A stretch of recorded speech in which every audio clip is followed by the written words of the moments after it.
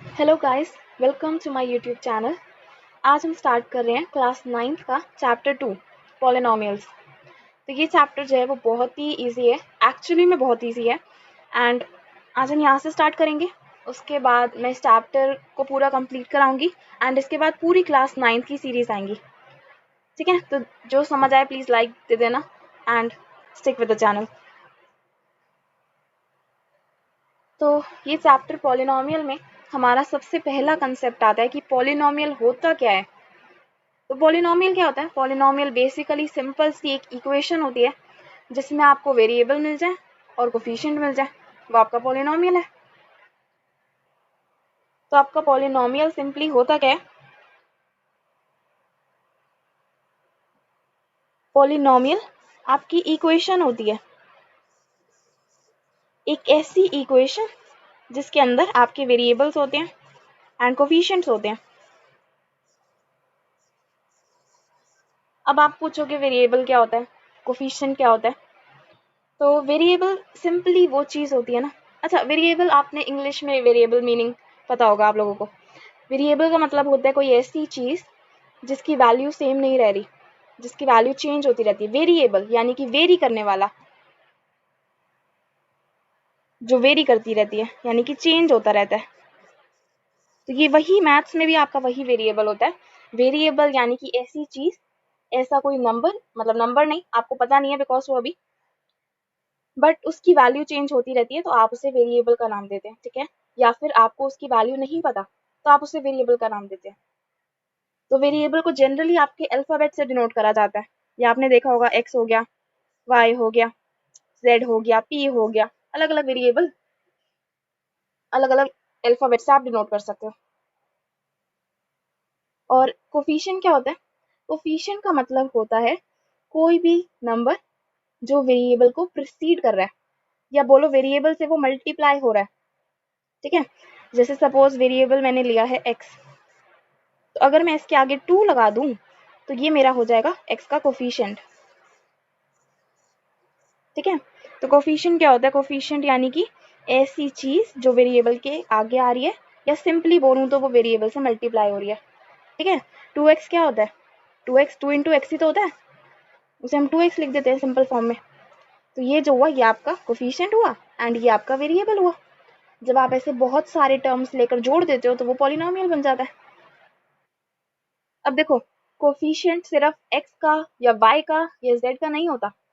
अगर आपके पास suppose x square है तो एक्स स्क्वायर का भी कोफिशिएंट हो सकता है भाई। क्यों? क्योंकि एक्स स्क्वायर खुद ही एक वेरिएबल है, अल्फाबेट ही तो है, अल्फाबेट लगा रखा है आपने तो ये वेरिएबल है, तो इसका भी कोफिशिएंट हो सकता है। मैंने लगा दिया इसके आगे 100, तो 100 मेरा किसका कोफिशिएंट हो गया? कोफिशिएंट ऑफ एक्स स्क्वायर हो गया ये, एक्स स्क्वायर का कोफिशिएंट कभी पूछें तो। ऐसे आप कितनी भी पावर वाले ले सकते हो। आपने x7 ले लिया सपोज, इसके आगे आपने लगा दिया कुछ भी, सपोज 7 मल्टीप्लाई कर दिया, तो x का ये कोफिशिएंट हो गया आपका 7। 7 क्या है? कोफिशिएंट ऑफ x की पावर 7। ठीक है, वेरिएबल से मल्टीप्लाई होने वाला, प्लस माइनस की बात नहीं कर रहे हम, मल्टीप्लाई की बात कर रहे हैं। मल्टीप्लाई होने वाला उसका कोफिशिएंट, ठीक है, या उसके आगे आने वाला उसका कोफिशिएंट।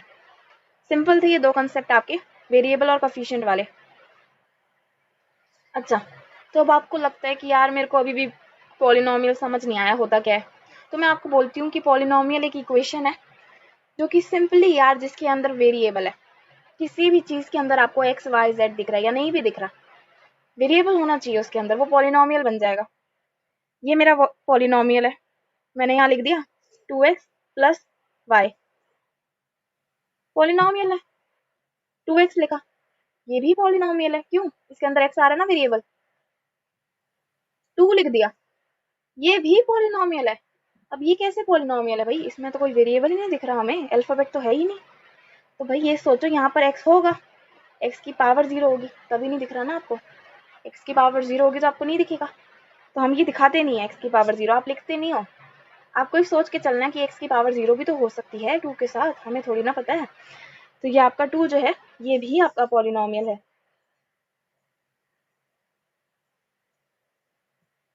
ठीक है, इजी है, जिसमें आपको वेरिएबल दिख जाए वो पॉलिनोमियल। सिंपली एक इक्वेशन है।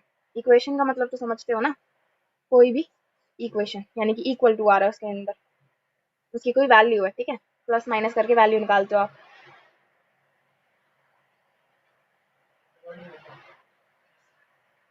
पॉलिनोमियल का अब थोड़ा सा डीप में जाते हैं, थोड़ी बहुत अगर अभी भी कंफ्यूजन रह गई है ना तो वो सॉल्व हो जाएगी। अब आपकी जो पॉलिनोमियल है, जो इक्वेशन होती है ना, वो बनी होती है टर्म्स से। किससे बनी होती है वो? टर्म्स से, हाँ, ठीक है। तो टर्म्स क्या होते हैं जी? टर्म्स होते हैं, सपोज मैंने यहाँ लिख दिया 2x + 1, ये मेरा पॉलिनोमियल है ना। तो इसमें टर्म्स क्या हुए? टर्म्स वो चीज़ें होती है ना जो पॉलिनोमियल में प्लस या माइनस से अलग हो रही हो, ठीक है। प्लस या माइनस टर्म्स को अलग करता है, ठीक है। तो यहाँ पर इस इक्वेशन में आपके कितने टर्म्स हो गए, बता सकते हो?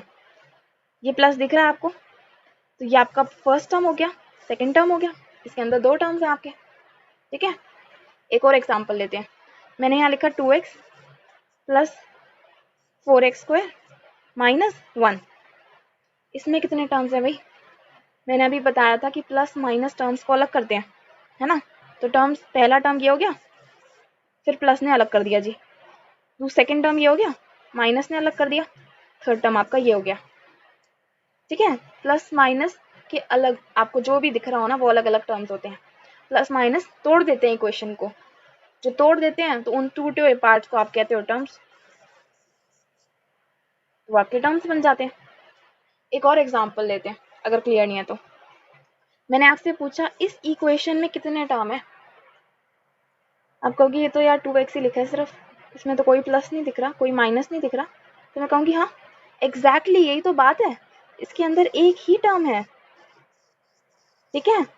मल्टीप्लाई नहीं गिनते आप टर्म के टाइम पे, सिर्फ प्लस और माइनस लेते हो। प्लस दिख रहा है, माइनस दिख रहा है, टर्म अलग हो जाएंगे। टर्म क्लियर है? मुझे लगता है क्लियर हो ही गया होगा। अच्छा, एक और इसमें कंसेप्ट है आपका, कंसेप्ट तो नहीं है पर हाँ ये बेसिक चीज़ आपको पता होनी चाहिए। एक और इक्वेशन के अंदर हमारी एक चीज़ होती है जिसे हम कहते हैं कांस्टेंट। कांस्टेंट क्या होता है? जैसे वेरिएबल होता था ना, उसी का समझ लो वैसा ही है बिल्कुल। वेरिएबल क्या होता था?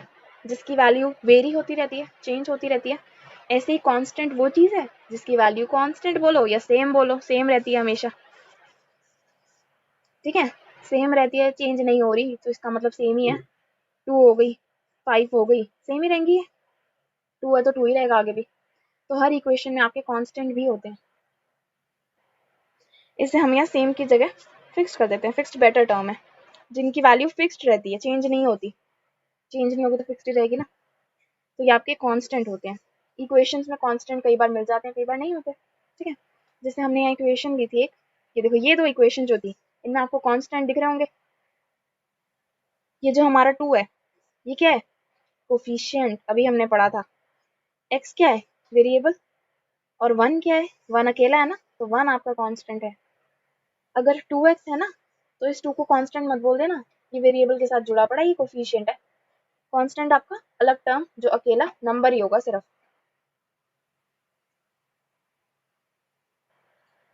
अब आता है, आप कह रहे हो हमने टर्म्स की बात क्यों करी? हमने टर्म की बात इसीलिए करी थी यहाँ पर क्योंकि मुझे आपको एक इम्पॉर्टेंट कंसेप्ट सिखाना था। वो था आपकी बुक में है मोनोमियल, बायनोमियल और ट्राइनोमियल,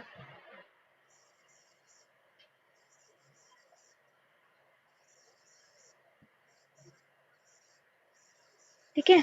तो ये क्या होता है?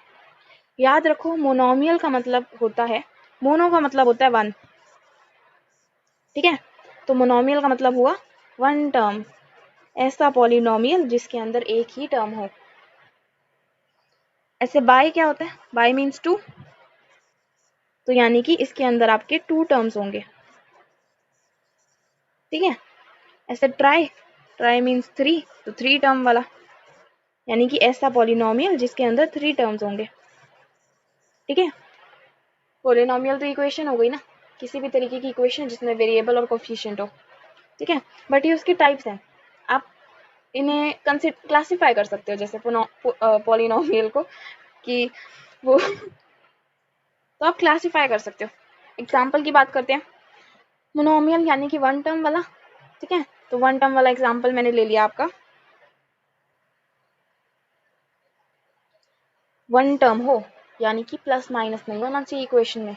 प्लस माइनस आ जाएगा तो क्या हो जाएगा, टर्म एक से ज़्यादा हो जाएंगे।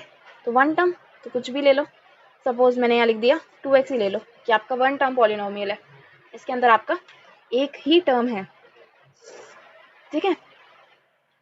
टू टर्म, वन टर्म का चलो एक और ले लेते हैं, आप कहोगे क्या, तो वन टर्म आपका 100x भी हो सकता है ना, कुछ भी इसमें प्लस माइनस ना हो। 5y भी हो सकता है, ये भी तो वन टर्म ही है, ठीक है तो एक ही टर्म ना, चाहे x है चाहे y है, वेरिएबल तो लगेगा ही।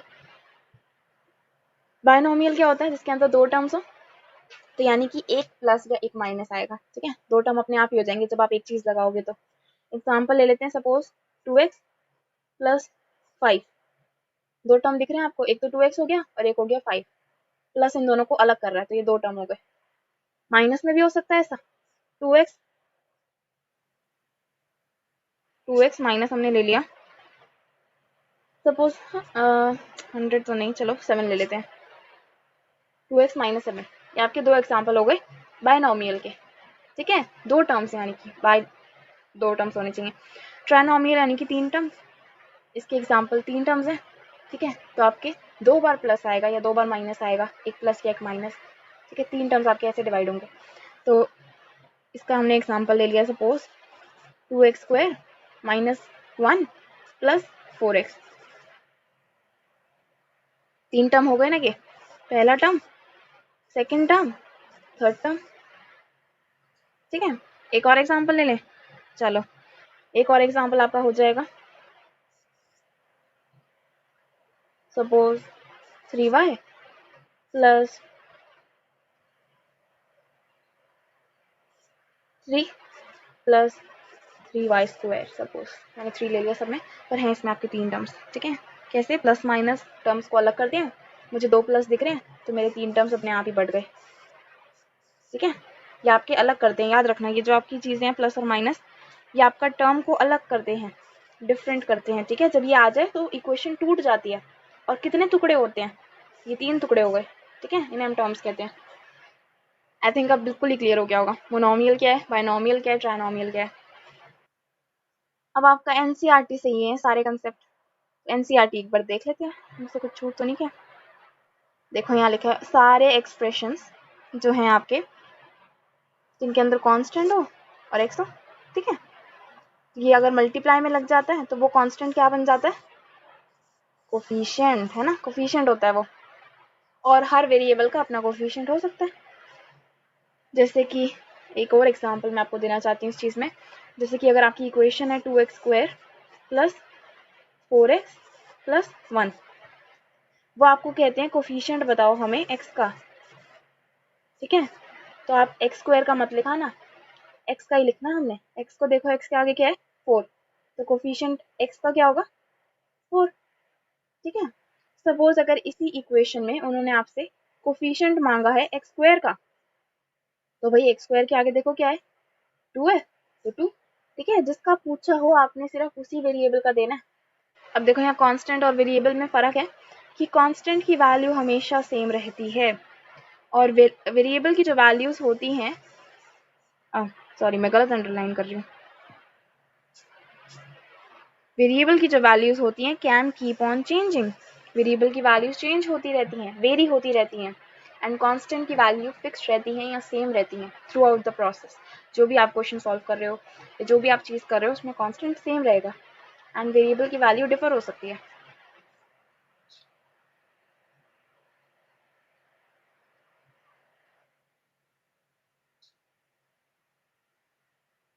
अच्छा, अब आपकी इसमें एक और इम्पॉर्टेंट चीज़ है, ये सारा इंट्रोडक्शन है, इसे आपने धीरे धीरे याद समझना है बस, ठीक है। चैप्टर बहुत ईजी है ये।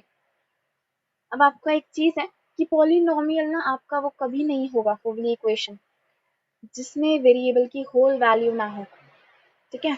होल नंबर्स तो पता है ना क्या होते हैं, होल नंबर्स आपके कहाँ से स्टार्ट होते थे, याद है या पता है। होल नंबर्स आपके 0 से स्टार्ट होते हैं ना, 1 2 3 एंड ये जाते जाएंगे आगे तक, ये आपके होल नंबर्स होते थे। तो जिन वेरिएबल की वैल्यू होल नंबर में नहीं है ना, उससे आप कभी भी पॉलिनोमियल नहीं बोलोगे, ठीक है। 2 के साथ x है, x की पावर 0 है, ये मैंने अभी बताया था पॉलिनोमियल है, ठीक है। रीज़न भी आपको मिल गया, क्यों, इसके वेरिएबल का जो ये है पावर जो है, ठीक है, डिग्री जो है वो आपकी 0 है, ठीक है। तो ये आपका पॉलिनोमियल है। बट मैंने अभी कहा कि होल नंबर नहीं होगा तो वो पॉलिनोमियल नहीं होगा, ठीक है। एग्जाम्पल लेते हैं इसका। सपोज मैंने आपको यहाँ दे दिया होता 2x x की पावर हाफ, तो आप बताओ हाफ होल नंबर होता है क्या? 0 1 2 3 होल नंबर होते हैं, हाफ कैसे होल नंबर हुआ? हाफ होल नंबर नहीं होता, तो ये आपका पॉलिनोमियल नहीं है, ठीक है। ये आपको पॉलिनोमियल नहीं होता। अब आपकी आती है एक और चीज जिसे हम कहते हैं डिग्री। ये भी आपका बड़ा अच्छा कंसेप्ट है इस चैप्टर का। डिग्री, डिग्री का मीनिंग क्या होता है? बहुत ईजी है, ये लाइन आपकी है, highest power of the variable.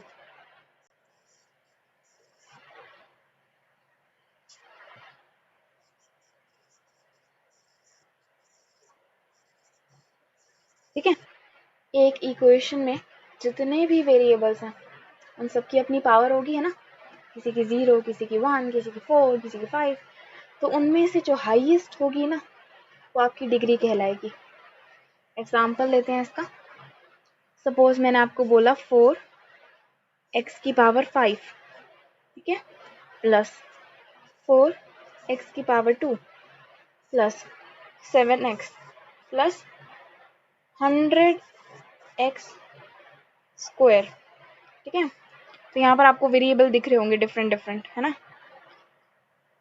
x की पावर 5, x की पावर 2 है, x की पावर 1 है, यहाँ पर इसे 1 बोला जाता है, x की पावर 2 है दोबारा से, ठीक है। तो अब इसमें देखो आपकी हाईएस्ट, x के साथ हाईएस्ट नंबर कौन सा है? x के ऊपर जो पावर है ना वो हाईएस्ट है 5, ठीक है। तो इस इक्वेशन की डिग्री अगर आपसे पूछी जाए तो आप क्या बोलोगे? डिग्री बोलोगे आप 5, ठीक है। Degree means highest power variable की। इक्वेशन में देखो वेरिएबल कहाँ कहाँ पर है, उनमें से हाईएस्ट पावर किसकी है, और वो जो हाईएस्ट पावर है वही डिग्री कहलाएगी, ठीक है। आपने ये चीज़ याद रखनी है। तो आज के लिए बस इतना ही, इसके बाद हम कल से स्टार्ट करेंगे, ठीक है, यानी कि नेक्स्ट वीडियो से। आई होप आपको सब कुछ समझ आया होगा।